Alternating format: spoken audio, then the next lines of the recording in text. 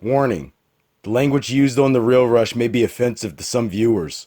Don't say I didn't fucking warn you.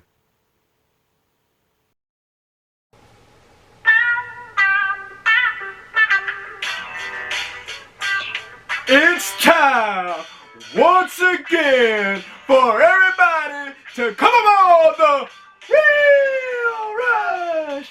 Man, I know I ain't the only one. Are there any movie buffs up in this house? And I just want y'all to know that the Dub Father be rushing movies nationwide. I want y'all to roll a fatty for this pimp daddy. Light that motherfucker up and say, Rush ain't easy! Bang your head to the opening riff, baby. It's WrestleMania weekend. Shut up and sit down.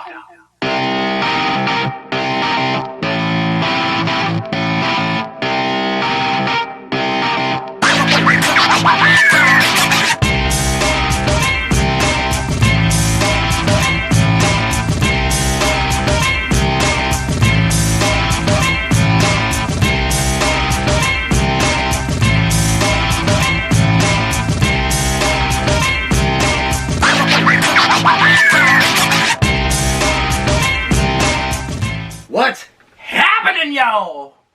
Welcome back to the Real Rush episode 80 up in this piece. I am your boy J-Dub. Happy WrestleMania weekend up in this joint. I'm hyped as a motherfucker. Happy all month 420 up in this joint. I'm hyped as a motherfucker for that too. I said hyped. Not high. I'm saving that for the actual holiday of 420 itself. But we got a hellacious ticket. Fuck it. Because it is the RushMania WrestleMania special. We not calling the regular ticket a ticket this episode. But we gonna call it the match card. So let's go ahead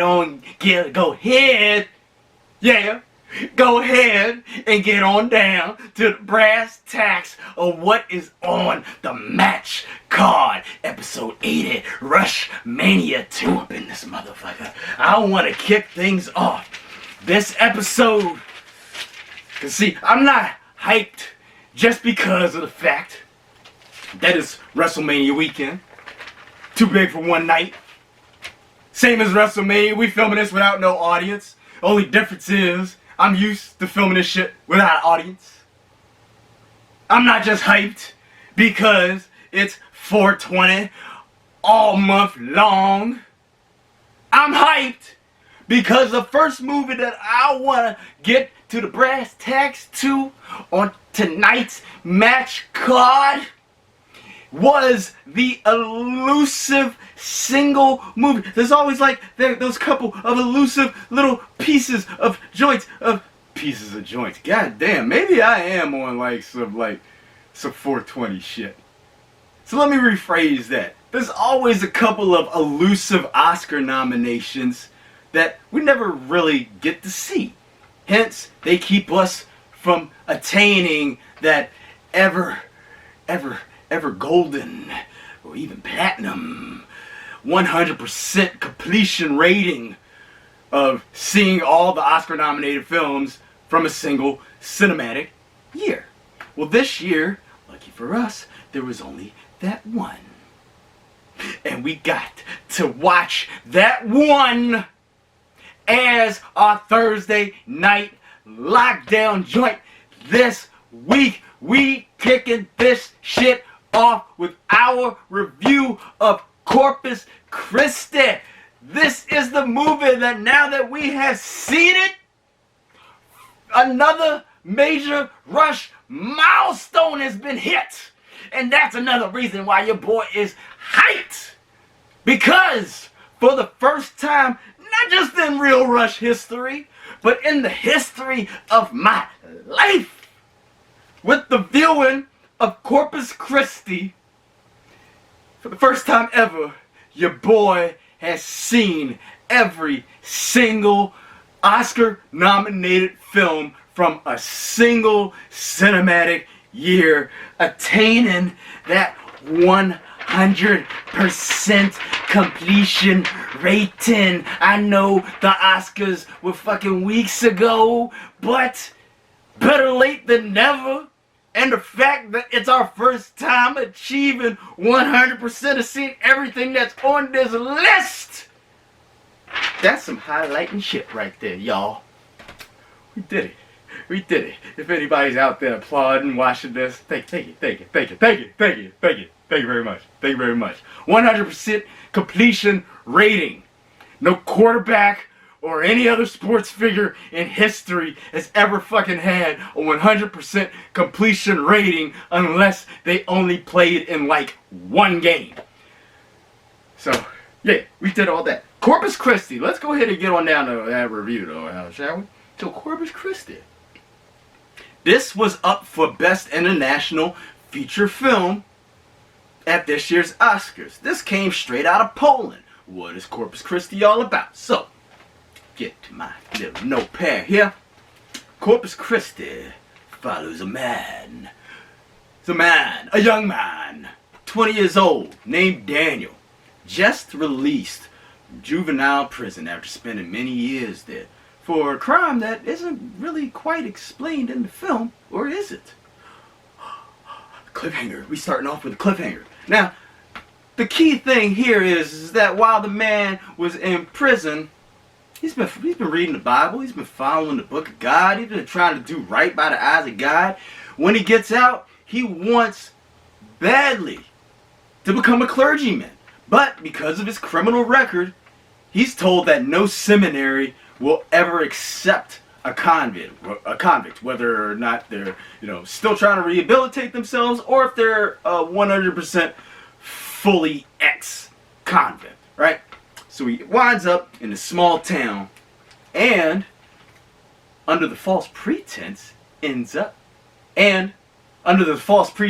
and a series of some events there, winds up as the priest of that very small town, winning over the population of that small town with the energy that had been brought to the altar like that town had never seen before. So the town accepts him while he still tries to hide his actual true identity.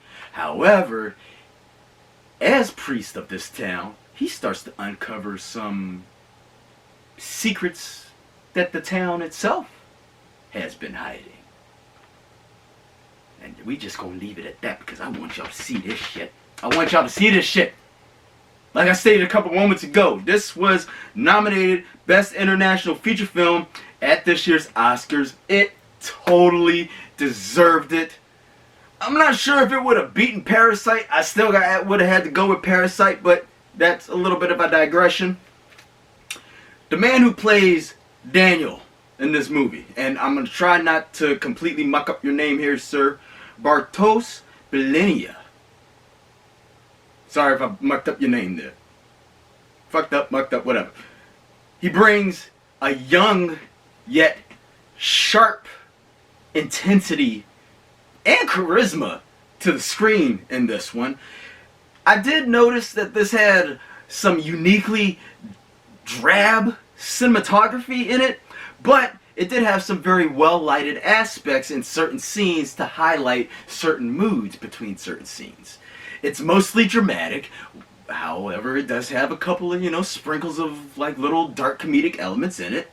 The screenplay of this read so well that for an hour and 55 minutes, I completely forgot that I was watching a subtitled movie. That's how good this movie is. Now, I'm not sure if that's just because of the fact that I've seen so many international films by this point that I've actually gotten used to it, but I completely forgot that I was reading stuff on the screen throughout the entire movie while watching it the entire time. So that speaks leaps and bounds. I felt the same way about Parasite, and that won not only Best International Feature Film, but it also got Best Picture. And if you haven't seen Parasite yet, what the fuck are you waiting for? But once again, yet I digress. Not only, we'll go back to that digression. Not only is Parasite a must-see, but Corpus Christi as well is a must-see, ladies and gents. I've been waiting for this to drop on streaming because of the fact that it wasn't looking good like we were going to be able to see this in theaters.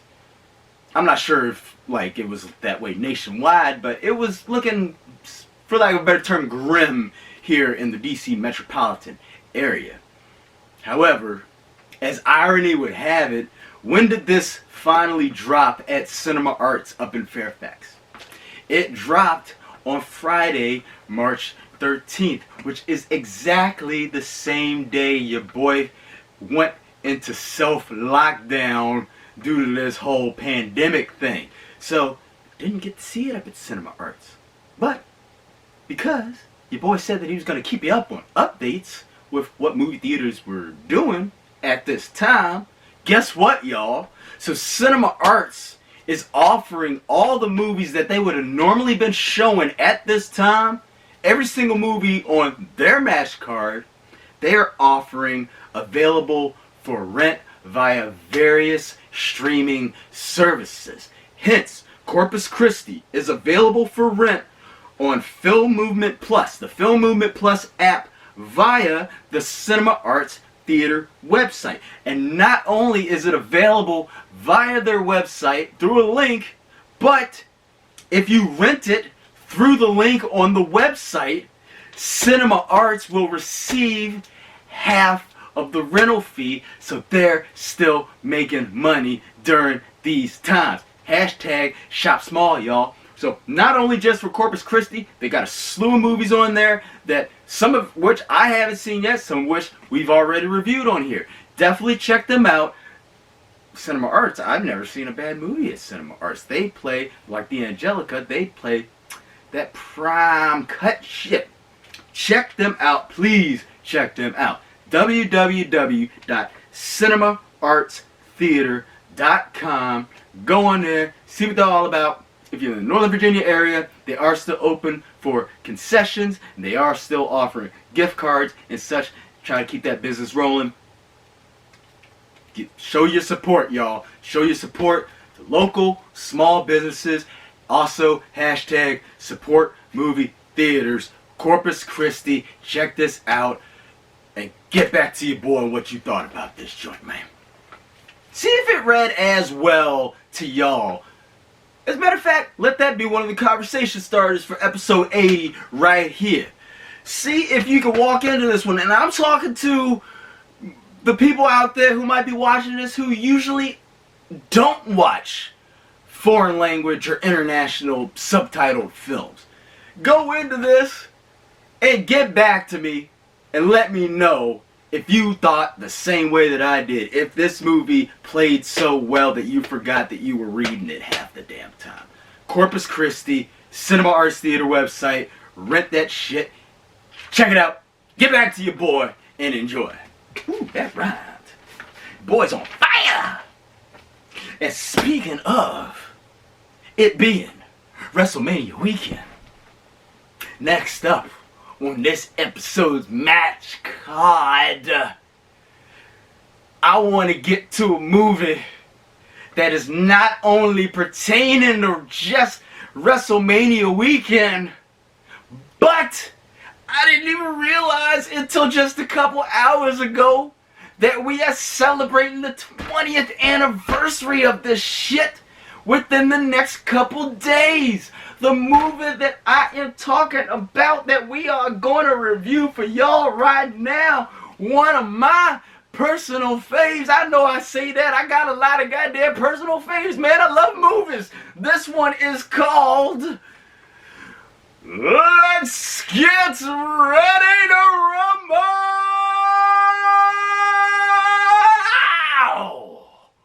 Woo!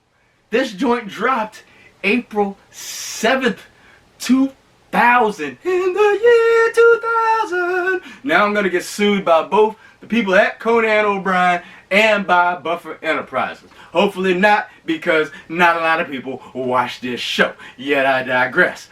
Ready to Rumble follows the characters of Gordy and Shawn, David Arquette, and Scott Conn, respectively. They're huge wrestling fans. This is back when WCW was still a thing, y'all. And they band together to help their favorite wrestler of all time, Jimmy King, played by Oliver Pratt, get back into the ring after he is screwed out of his title and out of his job at WCW by the mischievous, somewhat evil Titus Sinclair, played by Joe Pantoliano, Cypher from the Matrix series. And the character of Titus Sinclair actually was somewhat inspired by that of Eric Bischoff's on-screen character from the WCW days. And since we're dealing with a WCW movie, you know that you're going to have plenty of WCW talent up in there.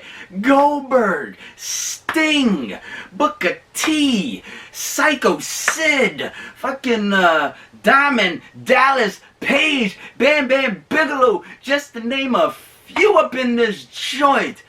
I have loved this movie ever since me and my merry band of friends, one of them being one of my best friends, that is still one of my best friends to this day, want to go see this up at... Let me take that back, because I don't remember if we saw this at Hoyt's or not. I don't remember if we saw this at Hoyt's or Potomac Mills. But we saw this opening night. Now me and my best friend, we were definitely like Gordy and Sean in this movie at that time. Me, that aspect never left me. As you can tell here, I'm still rocking the streaker, wearing a different wrestling shirt every episode, no repeats here on The Real Rush. What's about to go with this? Oh shit. Yo, so story time. This came out just a few weeks after we had taken a field trip up to New York City, and that was back when WWF New York existed. We got a chance to visit that shit. We only got told that we only had like 15 minutes to spend in the motherfucker. I went in there, went broke in 3 minutes. I just remembered that the other night that I don't know exactly where any of the shirts that I bought from that night were, but I got my WWF New York bag still hanging up on the wall there. Like I said, still a huge wrestling fan, y'all. I used to watch this before every single wrestling event that I would attend to. And my pregame ritual used to be pop this in, sip on some of that fighting cock. If y'all don't know what fighting cock is, that's fun in a bottle, y'all. That's 103 proof bourbon whiskey. I would sit there, watch this, sip on the cock, and make my wrestling signs, then get too drunk and fucking forget my wrestling signs in the car while we go to the show, y'all. Now this still remains a pregame ritual to this day. I don't drink anymore. However, whenever I do get the chance, I do still try to watch this before going to a live wrestling event. I don't always get the chance to do that, but I still try to uphold that tradition. And I will be upholding that tradition later on tonight as I edit this very episode, seeing as in that I'm filming this the night before WrestleMania. So we're going to watch them Ready to Rumble a little bit later on. But the movie overall, ladies and gents, it's just good, goofy fun. And it's just as over the top as pro wrestling itself. Over the top. Just like a 40-man battle royal for the WCW World Heavyweight Championship. Some may remember that when this joint came out, WCW had like a little bit of a tie-in. And they actually made David Arquette their World Heavyweight Champion for a brief time. And even had that triple-tiered steel cage match, just like in the movie. And that's not even giving away too much. All in all, ladies and gents, pro wrestling fans should like this the most. Duh. Even though I'm talking with a lot of pro wrestling fans that at the time when this came out, fucking hated this movie. Now, probably that was because they were all huge WWF fans at the time and just shat on WCW whenever they got the chance. However, this movie, even though WCW no longer exists, it still stands the test of time. And it still speaks leaps and bounds about being part of the wholehearted pro wrestling community. And if anybody's ever been to a live wrestling event, it's like no other sporting event that you could ever attend in your life. There is a camaraderie amongst the fan base there that you respect each other. I've maybe seen like one, maybe two scuffles in my 20 plus years of attending pro wrestling events. I cannot say that for any other sporting event that I've ever been to. Yet I digress on that. Non-wrestling fans, I think you'll still get a kick out of this as well.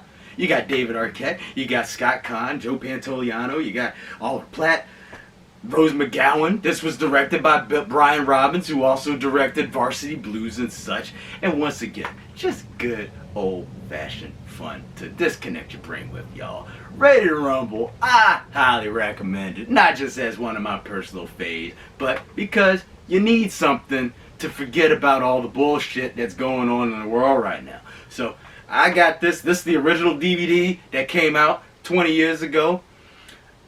I don't think that this is on Blu-ray. I'm sure that the DVD by now has got to be extremely hard to find. Your best bet is going to be to try to find it on like Amazon Prime or some streaming services, or maybe HBO or something is running it this weekend, given it being WrestleMania weekend. But yo, Ready to Rumble, find it where you can and check it the hell out, y'all. Next up on this episode's Real Rush Ticket, speaking of anniversaries here, y'all, we got a movie here that we celebrating its 25th anniversary coming up in the next few days. I'm talking about a movie that actually dropped on April 7th, 1995. And the movie that is next up on this episode's match card is Bad Boy, what you wanna do? What you gonna do when they come for you? The 25th anniversary of the shit. Wait a minute. Hold on. Now, if it's the 25th anniversary of this shit, I'm holding up the Blu-ray. I'm holding up the most up-to-date version. Hold on. No. We gotta do this right. For something that got the 25th anniversary looming upon us within the next couple days, let me pull out the big guns, some classic shit. I want to pull out the motherfucking Laserdisc that I got of this joint. Yes, this is a Laserdisc. Read across, this ain't no album. Read across the top. Deluxe widescreen presentation. Look at that gleam. Look at the gleam. Laserdisc. Oh, it still smells fresh. I got this for Christmas, 1995. One of the first Laserdiscs I ever got, y'all. Yet I digress. Bad Boys, if you haven't seen it, what's it all about? This stars Will Smith and Martin Lawrence as two Miami PD detectives who, after their, pretty much the drug warehouse at the police department where they store all the confiscated good shit, after that joint gets robbed, they gotta go and find who robbed the police station before it gets shut down. But not only that, somehow, some way along the way, they gotta switch roles. Marcus Burnett gotta act like Mike Lowry, and Mike Lowry gotta act like Marcus Burnett. Did I do that right? No, I didn't do that right. Marcus Burnett gotta act like Mike Lowry, and then Mike Lowry gotta act like Marcus Burnett up in this piece. And action, chaos, and hilarity ensue, y'all. First thing I want to bring up for this definitely showed some early dramatic range for both Fresh Prince, as we knew him at that time. Well, we knew him as Will Smith at that time, but he was still doing the Bel Air joint. This showed some early dramatic range for both Will Smith and Martin Lawrence. I gotta say that watching this the other night for the gazillionth time, but it was my first time watching it in quite a while, Will and Martin and Taya, what's up, baby? Even Joe Pantoliano, he's in this motherfucker too. They all look young as hell. This was Michael Bay's first film. And this was an intro, I believe, to a new wave of fast-paced fast-paced action comedy with very clean editing.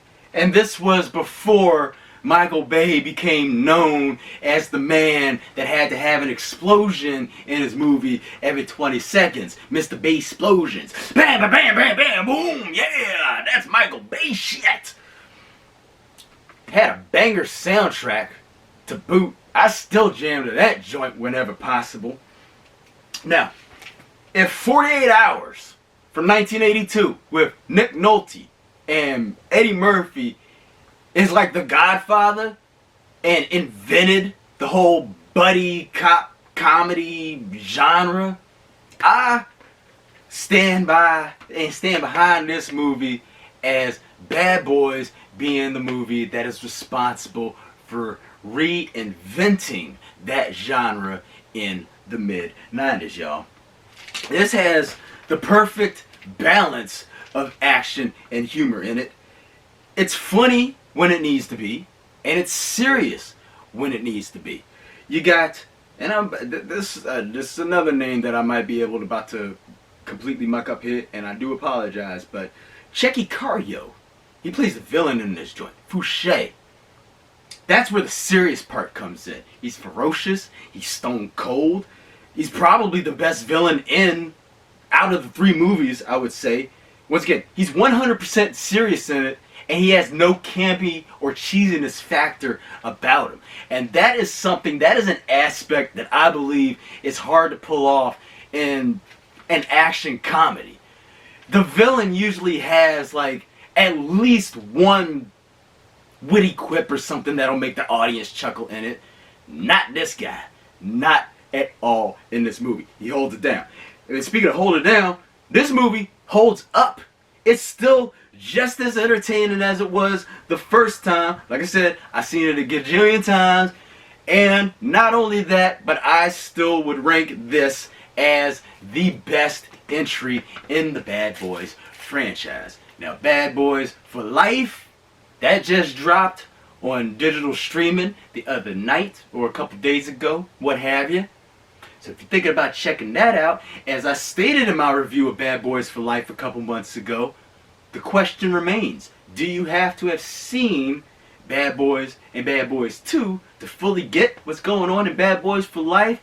Abso-100%lutely, y'all. So do yourself a favor before you see Bad Boys for Life. If you have not seen the original two, and thus starting with the original, do yourself a huge favor and celebrate the 25th anniversary of this joint. Once again, we be hitting the 25th anniversary of this joint on April 7th in a couple days, and check out Bad Boys and you will be entertained, y'all. And it just may become one of your personal all-time faves as well.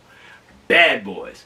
We know that it's available on Laserdisc and Blu-ray. I have the DVD, the Superbit DVD around here somewhere. And last I checked, this was still available on Netflix. But of course, check your various streaming services and get some Bad Boys in your life. Bad boy, what you gonna do? What you gonna do when they come for you? Benetch to patch the nash, no, hey. My aforementioned WWF New York shopping bag, y'all. Good times. Moving right along on the match card here.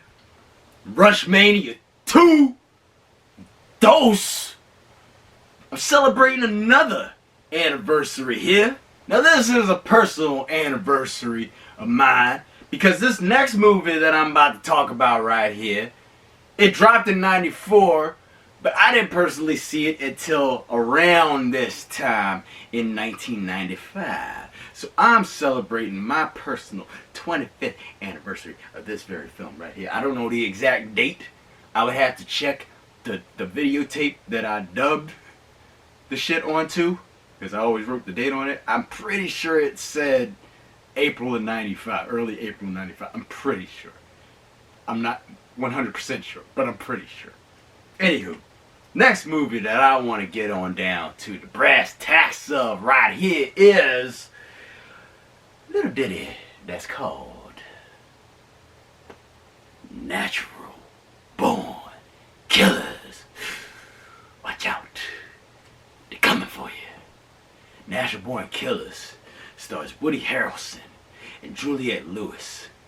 The lovers, Mickey and Mallory Knox, who have embarked on one hellacious killing spree. But not only does this movie tell the tale of that little love story, but it also follows in detail the media circus and frenzy that surrounds these two lovers in blood.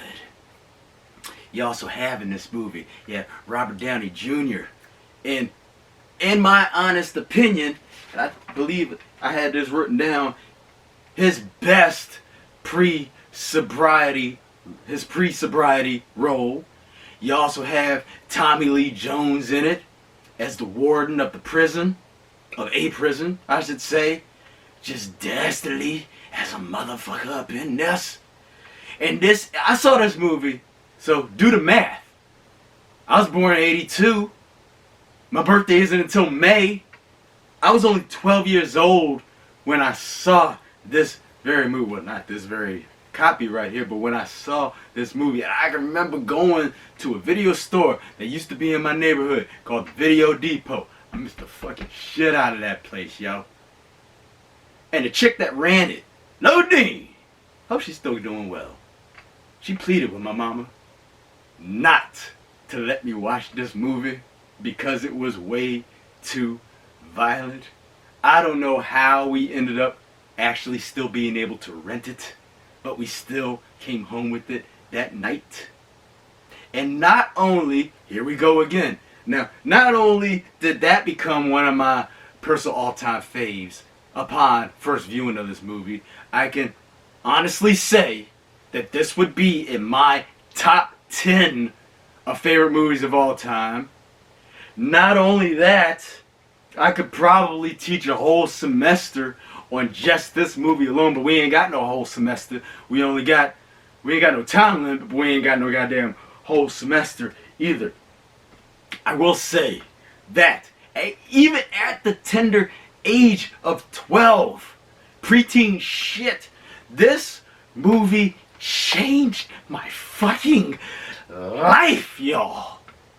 It would forever reshape like my influence on like my film style or my screenwriting style, my whole style, counterculture wise, just overall.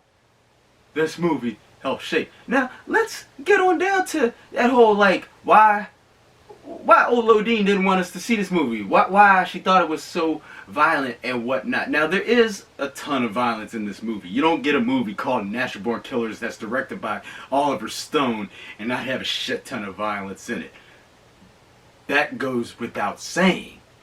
However, this movie became one of my main inspirations because of the fact that even though there is a rampant amount of violence in it, all the killing and stuff in this movie actually is a secondary element to the baseline of the whole story. This movie is actually, in my eyes, and I'm sure many would agree many years later, that this is actually a love movie with some elements of dark comedy and satirical elements scattered about in it.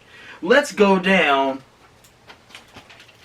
why this movie is so goddamn great. First off, and I might retread on some points here, so just bear with your boy.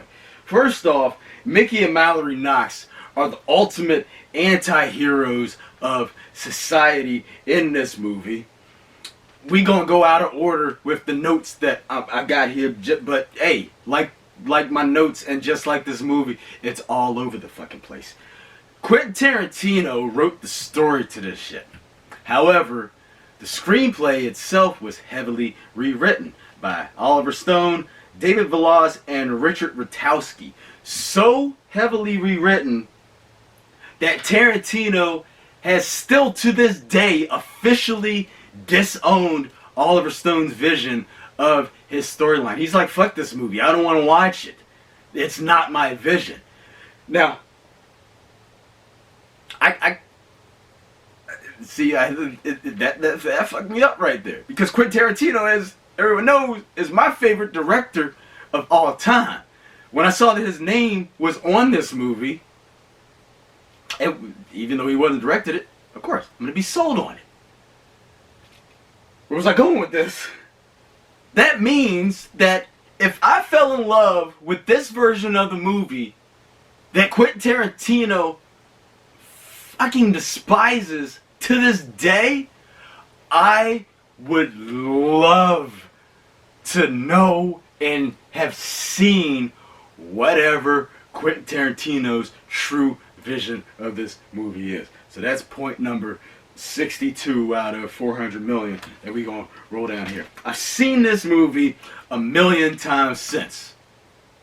I've seen it both sober, obviously, because I started watching it when I was 12.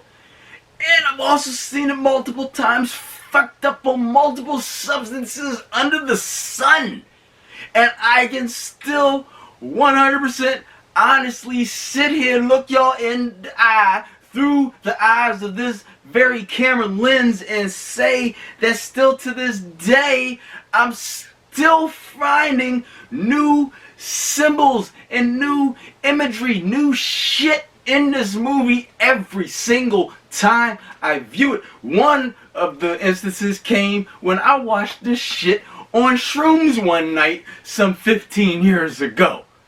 You want to talk about some trip, but yo, you don't need any extra substances to watch this movie. This movie, now it'll enhance it, but this movie is totally a trip all its own. It forever changed the perception of Woody Harrelson and Juliette Lewis. More Woody Harrelson than Juliette Lewis. Juliette Lewis had already been in California with Brad Pitt at this point. But Woody Harrelson, mostly up until this point, had been known for his roles in White Man Can't Jump and as Bartender Woody on Cheers. So when he came out with this, people were like, oh shit, this dude's got a whole new range to his acting skill set that we didn't even know, and we see where that has led him to leading up to these days. So we got that. Oh, the soundtrack for this. Holy shit. Now, the soundtrack for this joint was produced by Trent Reznor, yes, of Nine Inch Nails fame. It interpolates film clips from the movie with music from the movie itself. And the soundtrack itself is also a trip all its own. Let's get on down to some specifics more about the movie itself. This is a tale of true morality, y'all. And I'm going to try to get through this without giving anything away about the movie. This goes to show that, quote unquote, sometimes good people aren't necessarily really good people, and vice versa. That those who are thought of as quote unquote bad people aren't necessarily really that bad. Most importantly, this movie tackles how the media coverage of something, or just the media alone, can shape and mold stories to their own advantage for ratings. And that's something that we're definitely still seeing these days, ladies and gentlemen. This movie deals with dysfunctional family, childhood triggers that make inner demons actually real.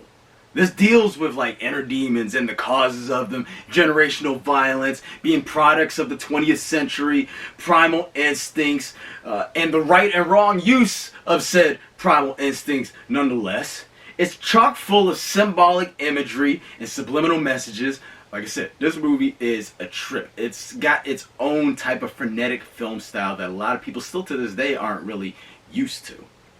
It uses a lot of colors and fast film cuts to convey the chaoticness of certain scenes, but also the mellowness of certain scenes. And once again, the use of colors are used for to convey good versus bad versus even neutral. in some scenes.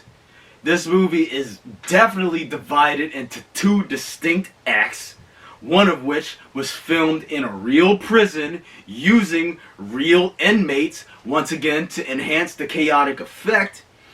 And this is the point that I kind of alluded from a couple moments ago, but let's get right back to it. It makes you question the true motives of the media, y'all. It also makes you question image versus nature, hence realness versus fakeness. And I'm going to leave that notion at that, because that might actually give something away there. The whole motives of the media thing, it makes sense still to this day, because the news is more likely to report on things that are violent or like reporting on death tolls versus reporting on things that are bred out of love or out of survival. Think about it, how true that is to what's going on with the pandemic now. You can't flip on the news without them being like, the death toll is up to, and so many people have caught the virus, but asterisk has a footnote, this many people have survived. Why? Because that's not gonna, that it's fucking clickbait, y'all. That's why. Because the Americans, as the masses, have been basically, for lack of a better term, brainwashed into tuning into shit that conveys violence or that conveys stuff that makes your blood boil. The masses aren't gonna necessarily tune in at the top of the hour. Hey, by the way, there was a 52 car pileup on I-95, but all 52 people survived. Click. That's the way that fucking people think, man. I'm about to go off on a whole different tangent there, yo. But, alright. Alright, slow down, J-Dub. There are two versions of this movie. You have the normal version, and then you have the director's cut. The director's cut, Jesus, did the MPAA get on Oliver Stone about some shit? So much so that the director's cut of this joint is roughly 4 minutes longer than the regular cut. However, there is a very noticeable difference between the two versions of the movie. Even though it's only 4 minutes longer, or I should say that this version is only 4 minutes shorter, Oliver Stone had to make 500 plus cuts just to please the MPAA to get this movie released with an R rating. I want to know, and you can definitely consider this a conversation starter as well, I want to know how everyone else has viewed this movie, if you've seen it or not. And if you haven't seen it, definitely put this on your list. This is one of the most, not only controversial movies of all time, but I feel that this is easily one of the most important movies of all time. We're dealing with societal issues that were relevant just as much in 1994 as they are right now here in 2020, and this movie conveys it in the pre-internet era. So I want to know what's your perception on this movie. Do you see this as a love movie? Do you see this as just an uber violent movie with just filled with acts of senseless or what seem to be senseless violence? I want to know your take on this. So let's go ahead and get a conversation started. I always say that, but nobody actually starts the conversation. But now we're talking about movies that people have actually seen, and I want to know your take on this. However, if you have not seen it, not only do I want you to put this on your radar, I want you to actually seek out, don't just stream it. This is one, it's so important that you seek out the Blu-ray of this movie, not just to get the full HD effect of it and so you can have it to hold on to for the rest of your life, but for the special features as well, namely Oliver Stone's interview with Charlie Rose that he talks about,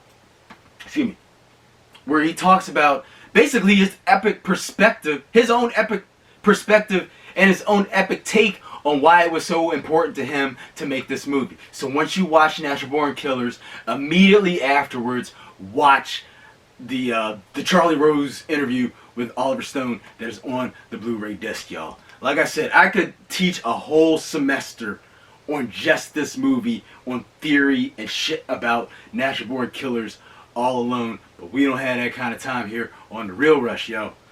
So once again, natural born killers, check it out. One of the most important movies of our generation and generations to come, and you will not be disappointed. This is not only a conversation starter for here on The Real Rush, but this should be a conversation starter for whoever you might be on lockdown with right now.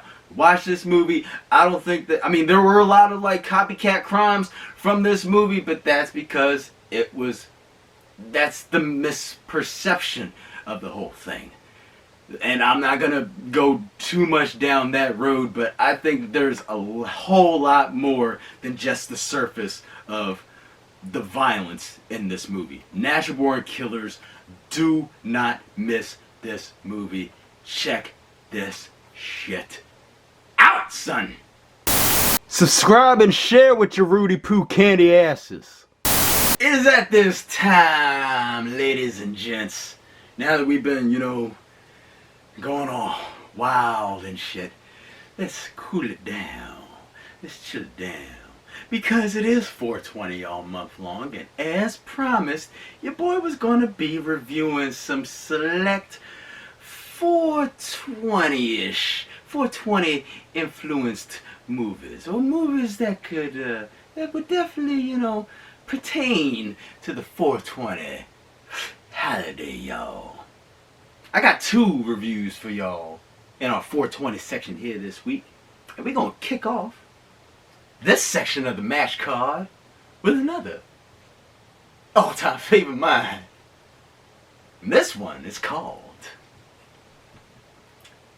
The Big Lebowski. The Big Lebowski from the Coen brothers is one of the quirkiest tales, one of the most offbeat tales of mistaken identity and rug pissers and nihilists and credence tapes, fucking briefcases with dirty draws in them. One of the greatest tales of such that you will ever see in your life. This movie follows Jeff Bridges, who stars as Jeffrey Lebowski, aka the Dude Man. But after a case of mistaken identity, where he gets mistaken for a millionaire who also is named Jeffrey Lebowski, this kind of leads the Dude and his bowling buddies on somewhat of a kidnapping detective case, what have you. And that's all I really want to give away about the story, because I don't want to give away too much about The Big Lebowski for those who haven't seen it yet. And 420 is the perfect holiday to watch some shit like this, y'all. Why is this movie so damn good? Well, who else you got in it? You got John Goodman, who, in my honest opinion, deserved at least a Best Supporting Oscar nomination for this joint. Not only did he not get a nomination for this joint, but when this joint first came out in '98, it wasn't as positively received as it has been over the last couple years, developing even a cult following. Hell, dudism became a religion because of this movie right here, y'all. This is a satire about how the chill dudes in life are always the ones that are getting fucked with, or used, or manipulated, what have you. But let's get on down to the actual movie itself. It's funny as hell, even though it does have its moments of seriousness in it. One of the things that I want to point out about this movie is, oh, and this is Coen Brothers. What the fuck? My bad about that, y'all. I don't know what the fuck just happened with the Rushtron just now, but we got it all fixed. We back on the air here. What was I saying? This is Coen Brothers' twists and turns at their, well, at one of their finest, because Coen Brothers They put out some magnificent shit, y'all. Their movies are hard to rank. Where was I going with that? Oh, once again, quirky. It's offbeat. It garnered a cult following for a reason. It's got an awesome soundtrack and a wild ass screenplay to boot. And one thing I do want to point out about this movie is the dream sequences. The 2 dream sequences in this movie are hands down 2 of the most cinematically inspiring sequences ever filmed. In my honest opinion, y'all. If you're a 420 head, if you like the ganj, if you like the dude, if you're a chill person like the dude is in this movie's for you. For those who haven't seen this movie, you are definitely missing out on one great, yes, great movie right here, ladies and gents. The Big Lebowski. This is the 20th anniversary 4K release that I found at Walmart when it dropped. This dropped 2 years ago. So I highly recommend you pick up the same, but of course check your streaming wherever you can find it. Check out The Big Lebowski, and with every other movie that I said on this telecast, y'all, you will surely not be disappointed by this one. And this will be another this just may also end up on your all-time fave list as well. The Big Lebowski, spark that owl, and check this joint out. I said joint. Much like the NWO, the Real Rush is just too sweet. Wrapping up this episode's 420 section, and also last but most certainly not least on this RushMania 2 match card is a Christmas movie. I know what you're thinking. Dub, why are you about to review a Christmas movie in the middle of April? Well, not only does this movie contain plenty of weed, but the first time I saw this movie was the night before WrestleMania 4 years ago. Hence, here goes the Real Rush review of... Since it was the night before WrestleMania, I watched The Night Before. The Night Before stars Joseph Gordon-Levitt, Seth Rogen, and Anthony Mackie as 3 lifelong best friends who have every year on Christmas Eve gotten together to go out for a night of debauchery, just getting fucked up, having good fun, and also trying to find the ever elusive Nutcracker Ball, which is like the end-all be-all of Christmas parties in New York City. And in this movie, it's going to be their last time doing this. One of them's got a family, the other one's taking off with an awesome athletic career, and the other one's still trying to find his way in life. But this is going to be the last time that they're together for their Christmas Eve tradition. So it is imperative that they find the Nutcracker Ball at all and any cost. But of course, much drug and drunk-fueled hilarity ensues in this joint as the night before progresses. You also have in this movie the one and only Michael Shannon, who, in my honest opinion, is the true scene stealer in this joint. He destroys it as a man named Mr. Green in The Night Before. You also have in it, you got Lizzie Kaplan, Jillian Bell, and Mindy Kaling, to name a few. This is, and you know what? I'm going to tell you why this is not just a Christmas movie, y'all. Or why it could actually be watched all year round. Now, while this is, and I will admit, this is the perfect modern day Christmas fable for adults, and I say fable because of the way that the movie is pieced together and even narrated at certain points. But why is this movie good all year round? Because like I said, I watched this for the first time. Matter of fact, I just saw this for the second time just a couple of days ago. So the one and only time before this week I had watched this movie was just before WrestleMania 32, I believe, back in 2006.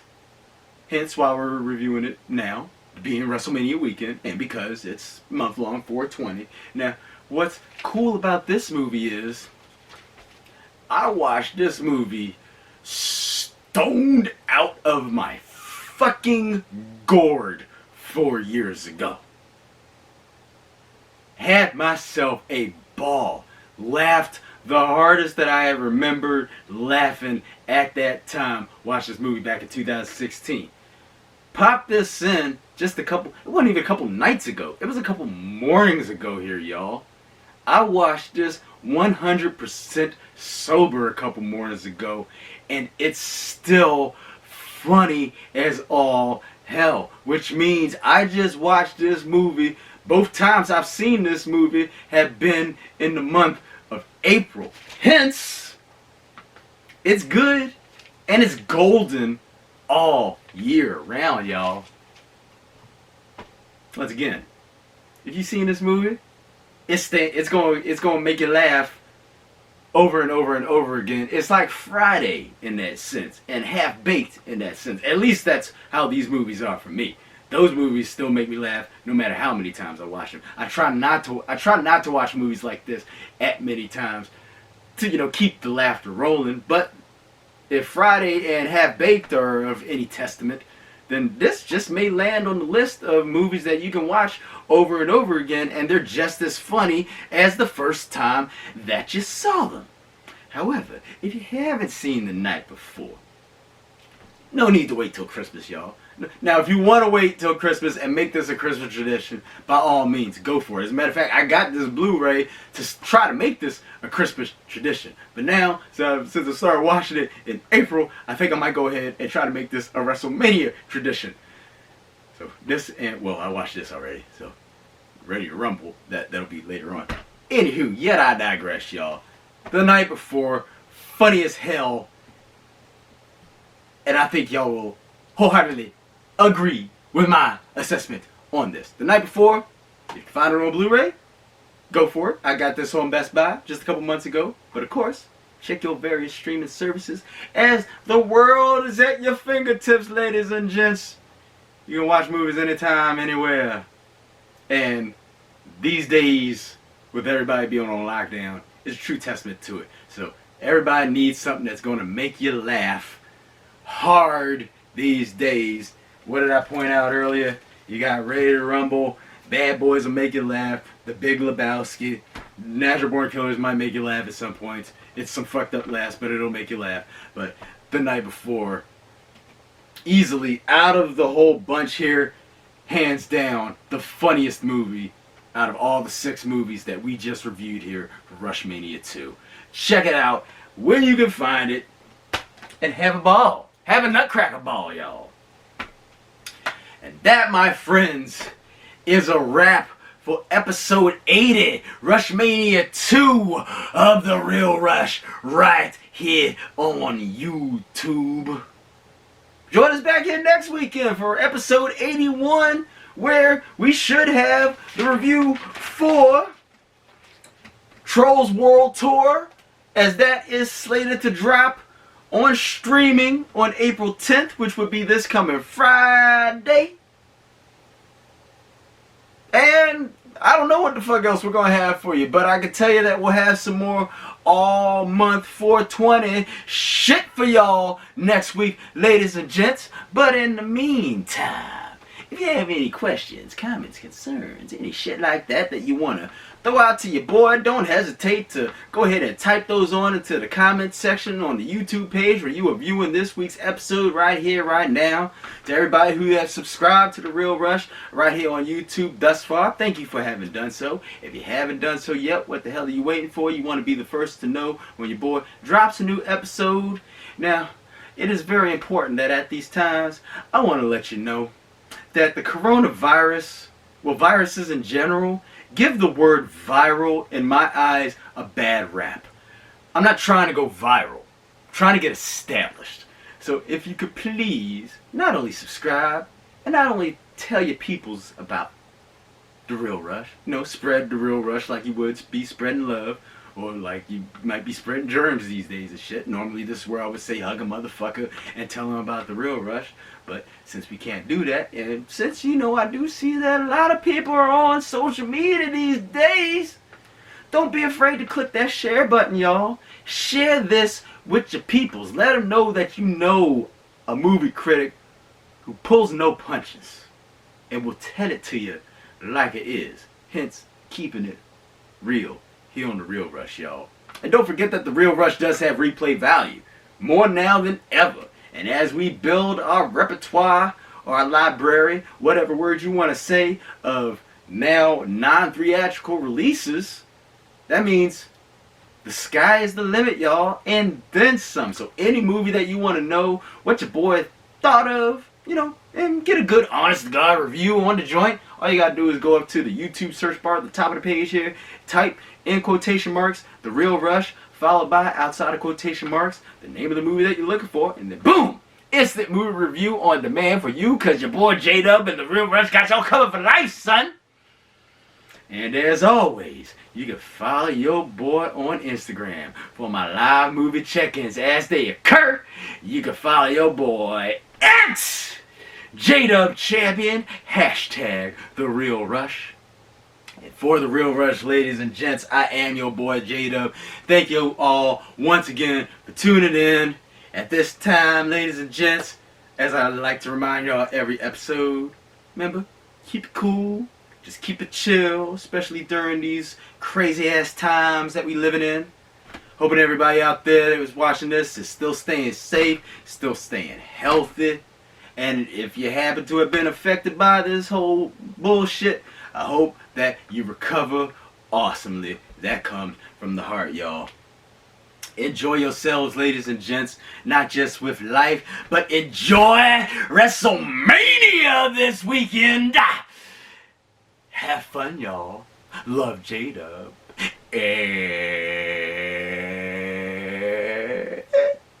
We'll see you next weekend.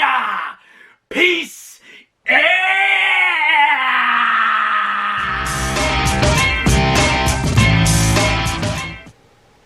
Stevie Wonder, WWE Champion. First ever blind WWE Champion. I beat The Undertaker.